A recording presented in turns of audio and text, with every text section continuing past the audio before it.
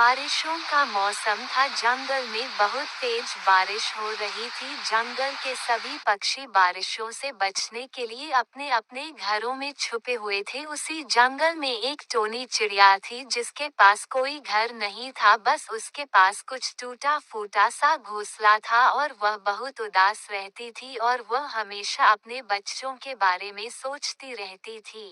हे भगवान, अब मैं क्या करूं? मेरे पास तो घर भी नहीं है। जब मेरे बच्चे अंडों से बाहर आएंगे तो मैं उन्हें कहाँ रखूंगी? अब तो बारिश भी होने लगी है। तभी टोनी चिड़िया के दिमाग में एक ख्याल आता है। अरे क्यों ना मैं मिट्ठू तोता के घर जाऊं, कुछ पैसा उधार लेकर अपना घर बना लूंगी और फिर धीरे धीरे करके मैं मिट्ठू तोता का उधार चुका दूंगी। तब टोनी चिड़िया मिट्ठू तोता के पास जाती है। मिट्ठू तोता, कृपया करके मुझे कुछ पैसे उधार दे दे, क्योंकि मेरे अंडों से बच्चे बाहर आने वाले हैं और मैं उनके लिए एक प्यारा सा घर बनाना चाहती हूँ, क्योंकि मेरे बच्चे अंडे से बाहर आ गए तो बारिश में ठंड के मारे मर जाएंगे। अरे टूनी चिड़िया, अभी तो तुमने पिछले महीने ही पैसे उधार ली थी, अभी उसे नहीं चुकाया, फिर से आ गई हो पैसे उधार मांगने के लिए। चलो चलो जाओ यहाँ से, मैं तुम्हें एक भी पैसा उधार नहीं दूंगा और जो तुमने मुझसे पैसे लिए हैं वह भी मुझे जल्दी लौटा देना। तब टोनी चिड़िया उदास होकर अपने घर आ जाती है। देखते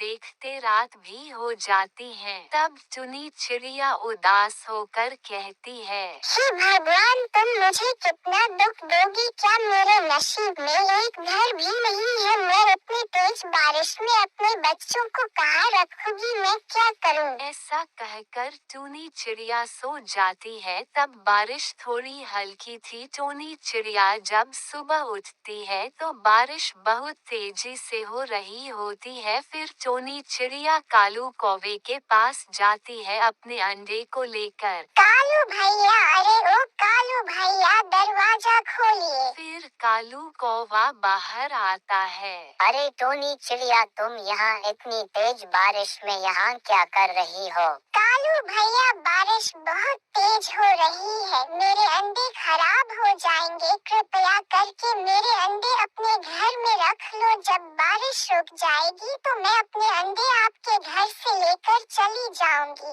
अरे नहीं नहीं टोनी चिड़िया, मेरे घर में तो वैसे ही जगह नहीं है। मेरा घर इतना छोटा सा है, मैं तुम्हारे अंडे को अपने घर में नहीं रख सकता। जाओ जाओ, अपने अंडे को लेकर कहीं और जाओ। फिर टोनी चिड़िया निराश हो जाती है और जंगल छोड़कर जाने का फैसला करती है। फिर टोनी चिड़िया अपने अंडों को लेकर जा रही होती है। तभी उसे कबूतर का घर दिखाई देता है और वो कबूतर के पास जाती है।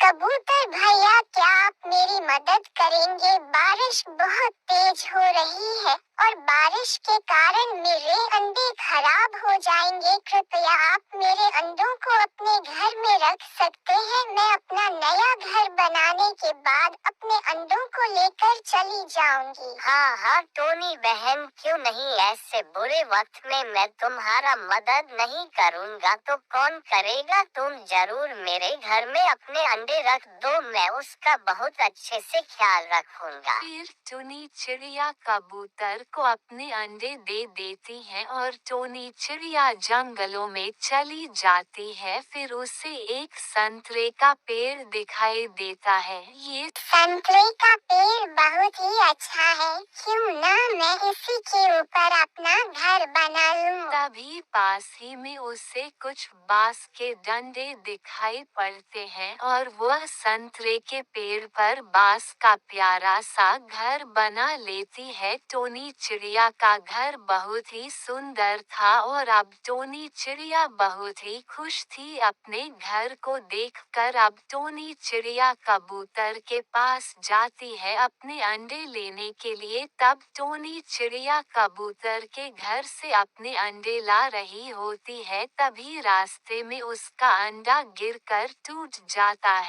और टोनी चिड़िया बहुत रोने लगती है और कहती है, हे भगवान, ये क्या हो गया? मेरे अंडे तो टूट गए, अब मैं क्या करूं? मैंने कितने प्यार से अपने बच्चों के लिए घर बनाया था, ये क्या हो गया मेरे साथ? फिर टोनी चिड़िया रोते हुए अपने घर की तरफ जा रही थी, तभी उसे रास्ते में एक सुनहरा अंडा दिखाई देता है। चिड़िया काफी देर प्रतीक्षा करती है, उसकी माँ आ जाए। काफी देर हो जाती है और उसकी माँ नहीं आती तो चिड़िया उसे अपने साथ ले जाती है और कुछ दिनों में उस अंडे से चिड़िया का बच्चा बाहर आता है और दोनों खुशी से रहने लगते